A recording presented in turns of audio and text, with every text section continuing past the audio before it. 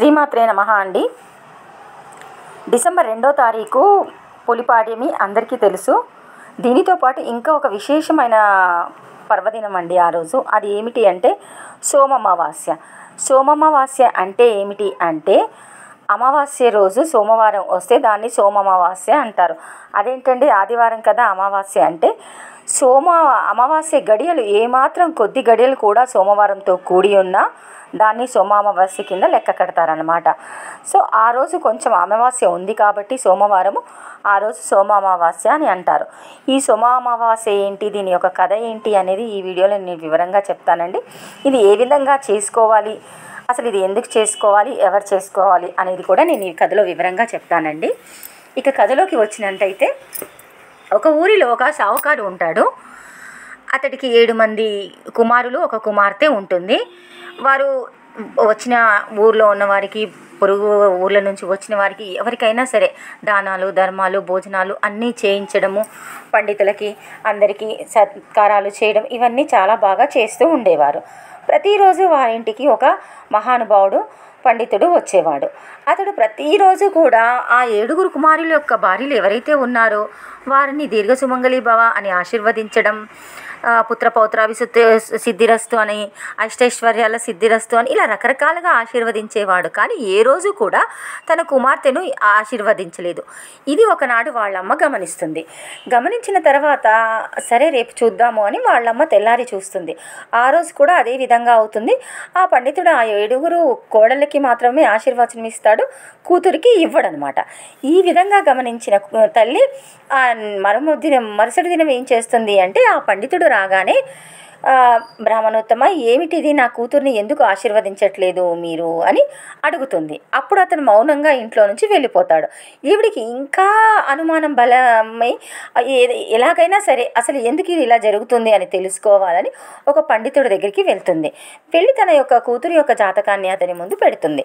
అప్పుడు అతను ఆ అమ్మాయి జాతకం చూసి, ఈ అమ్మాయికి మాంగళ్య దోషం ఉంది, ఈ అమ్మాయి వివాహం అయితే ఈ అమ్మాయి తొందరగా వితంతువు అవుతుంది, ఈ అమ్మాయి యొక్క భర్త చనిపోతాడు అని ఆ పండితుడు చెప్తాడు.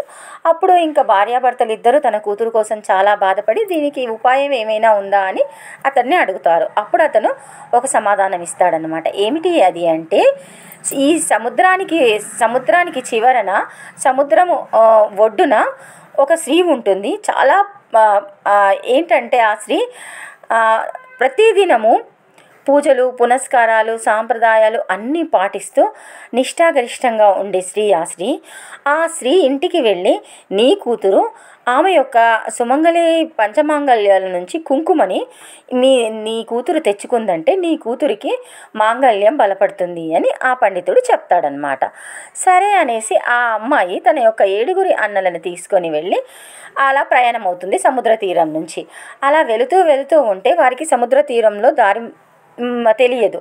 సరే అని ఒక చెట్టు కింద కూర్చుంటారు. వారు కూర్చున్నప్పుడు అక్కడ ఒక పాము వచ్చి రాబందు పెట్టిన చెట్టు పైన 2 రాబందులు ఉండేవి. అవి ఆహారం కోసం బయటికి వెళ్ళినప్పుడు వాటి యొక్క గుడ్లు ఏవైతే ఉంటాయో పాము ఆ గుడ్లన్నింటినీ తినేస్తూ ఉంటుందన్నమాట. ఆ విధంగా రాబందు యొక్క వంశం ఏదైతే ఉందో, వాటి యొక్క జాతి ఏదైతే ఉందో అది నశిస్తూ ఉంటుంది. ఈ విధంగా జరుగుతూ ఉంటే ఏంటి అంటే, ఆ అమ్మాయి ఎవరైతే ఉందో ఇదంతా గమనించిన అమ్మాయి ఆ యొక్క పాముని అక్కడి నుంచి తరిమి వేస్తుంది. ఈ విధంగా ఆ అమ్మాయి ఆ రాబందు యొక్క వంశాన్ని కాపాడినందుకు రాబందు 2 పక్షులు సంతోషించి ఆ అమ్మాయికి ఆ సముద్రదారిని చూపిస్తారనమాట. అప్పుడు ఆ 7 అన్నదమ్ములు, ఆ సోదరి అందరూ కలిసి ఆ సముద్ర గుండా వాళ్ళు ఆ నది ఒడ్డున ఉన్న ఆ స్త్రీ ఇంటికి చేరుకుంటారు. ఆ స్త్రీ ఇంటికి చేరుకున్న తర్వాత, అక్కడికి వెళ్ళిన తర్వాత ఆవిడకి అంతా వివరంగా చెప్తుంది.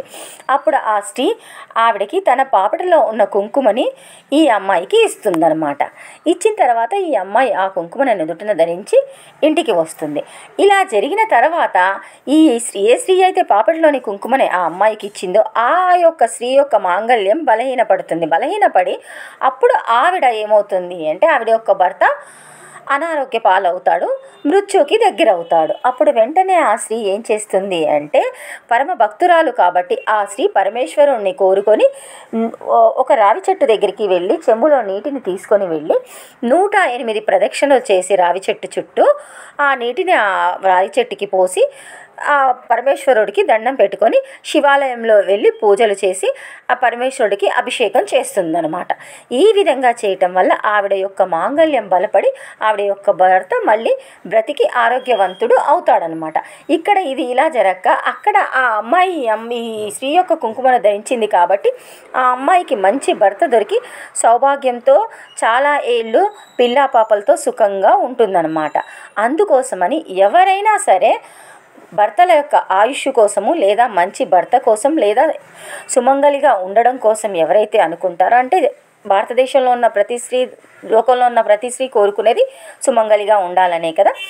సో అలాంటి సుమంగళత్వం కావాలి అని కోరుకునే ప్రతి ఒక్కరూ కూడా ఈ వ్రతాన్ని ఆచరించాలి. ఇది కథ అన్నమాట. అయితే ఈ కథ ఈరోజు ఏం చేయాలి సోమామావాస్య రోజు అంటే, అమావాస్య సోమవారం కలిసి ఏ రోజైతే వస్తుందో అది సోమామావాస్య అంటారు. అది ఎప్పుడు రాదు, చాలా ఏళ్ళకు ఒకసారి వస్తుంది.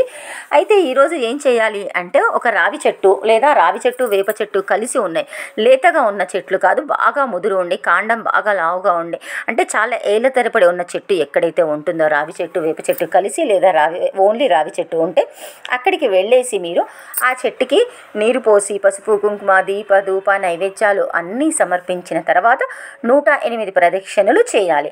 108 ప్రదక్షిణలు చేసేటప్పుడు మీరు ప్రదక్షిణలు మర్చిపోతాము అనుకుంటే మీరు వక్కలు కానీ ఖర్జూరాలు కానీ 108 లెక్క పెట్టి ఇంటి దగ్గర తీసుకొని వెళ్ళి ప్రతి ప్రదక్షిణ ఒకటి ఆ చెట్టు దగ్గర పెట్టేయండి. ఎందుకు నేను ఇలా చెప్తున్నానంటే, నేనైతే మూడేళ్ళు అలా చేశాను. 3 ఏళ్ళు కూడా ఖర్జూరాలను తీసుకెళ్ళాను 108. ప్రతి ప్రదక్షిణకి కూడా ఒక ఖర్జూరాన్ని అక్కడ పెట్టాను. నా లెక్క ఎప్పుడు తప్పలేదన్నమాట. ఈ విధంగా మీరు కూడా ఏవైనా ఫలాలను కానీ వాటిని తీసుకొని వెళ్ళి మీ ప్రదక్షిణ కౌంటింగ్ తప్పు కాకుండా ఉండడానికి చూసుకోవాలి. ఇలా 108 ప్రదక్షిణలు చేసిన తర్వాత శివాలయంలో వెళ్ళి శివుడికి అభిషేకం చేసి పూజ చేసి నైవేద్యం పెట్టండి. ఈ విధంగా చేయటం వల్ల మన మాంగళ్య బలం బలపడుతుంది, మన నిత్య సుమంగలిగా ఉంటాము అని అంటారు. ఎందుకు అంటే శివుడికి అమావాస్య అంటే చాలా ప్రీతికరము, అందులోనూ సోమవారం అంటే ఇంకా ప్రీతికరము. సోమామావాస్య కలిసి వచ్చింది కాబట్టి రావి చెట్టుకు మరియు శివుడికి అభిషేకం చేయటం వల్ల మనకి సర్వ శుభాలు అష్టైశ్వర్యాలు సిద్ధిస్తాయి. ఇంకొకది ఏం చెప్తారు అంటే, సంతాన వృద్ధి కోసము సంతానం యొక్క ఆయుష్ కోసం కూడా ఈ వ్రతాన్ని చేసిన వారు ఉన్నారు. పూర్వకాలంలో పురాణాల్లో చెప్పబడతాయి. కాబట్టి మన సంతానం కోసం కానీ లేదా సంతానం బాగుండాలని కానీ వారి యొక్క ఆయుష్ కోసం కానీ ఆరోగ్యం కోసం కానీ భవిష్యత్తు కోసం కానీ కూడా ఈ యొక్క వ్రతాన్ని ఆచరించవచ్చు. ఇలా చేయటం వల్ల మన పిల్లల యొక్క భవిష్యత్తు బాగుంటుంది అని ఒక నమ్మకము. కాబట్టి ఈ వ్రతం ఎవరైతే నిష్ఠతో శ్రద్ధతో భక్తితో చేస్తారో వారి యొక్క మాంగళ్యం మరి యొక్క వారి పిల్లలు ఆరోగ్యాలతో అష్టైశ్వర్యతో ఉంటారు అని మన పురాణాల్లో చెప్పబడింది.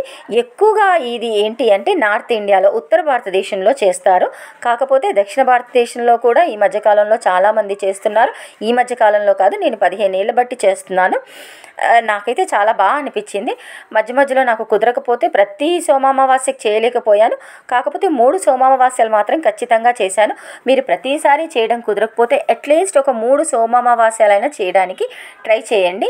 ఈసారి డిసెంబర్ 2వ తారీఖు సోమవారము సోమామావాస్య వస్తుంది. ఆ రోజు ఖచ్చితంగా మీరు చేయాల్సింది ఏమీ లేదు. ఒక రావి చెంబులో నీటిని తీసుకెళ్ళండి, పూజా సామాగ్రి తీసుకెళ్ళండి, ఒక రావి చెట్టును వెతుక్కోండి, అక్కడ రావి చెట్టుకు నీళ్లు పోసి పూజ చేసేసి 108 ప్రదక్షిణ చేయండి. ఆ తర్వాత శివాలయంలో అభిషేకం చేయండి. చాలు, మీరు నిత్య సుమంగలిగా ఉంటారు. మీ పిల్లల భవిష్యత్తు బాగుంటుంది. శ్రీమాత్రే.